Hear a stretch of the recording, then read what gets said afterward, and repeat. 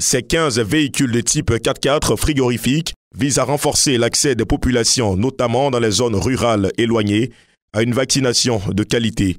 Les clés de ces matériels roulants ont été remises par Mélanie Joly, ministre des Affaires étrangères du Canada, en séjour dans notre pays.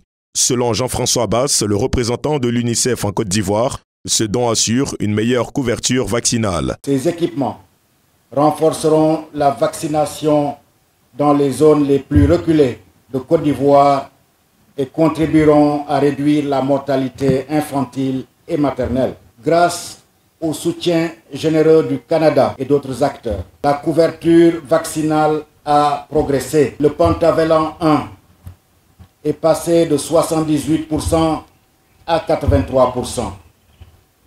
Et le pentavalent 3 de 73% à 79% selon les dernières estimations de 2023.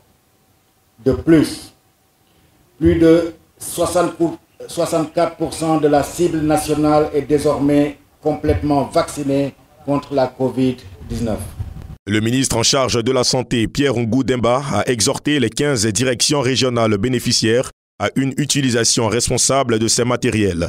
Cela dans le but d'améliorer les résultats de la vaccination, en particulier dans les districts sanitaires à faible performance. Ces véhicules sont adaptés, comme je l'ai dit, non seulement pour le transport des vaccins, mais également pour toutes les pistes de notre pays et donc vont permettre de renforcer la vaccination sur les derniers kilomètres pour couvrir les communautés les plus éloignées et établir plus d'équité dans la vaccination dans notre pays.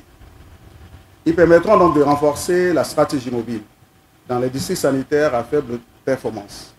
Oui, parce qu'on a identifié quelques districts où la vaccination est vraiment en retard par rapport au reste du pays et nous allons intensifier donc nos actions dans ces districts.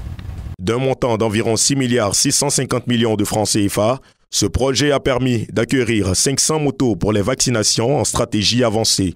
Des dispositifs de haute capacité de gestion des déchets issus des activités de santé, avec 200 motos en plus en cours d'acquisition.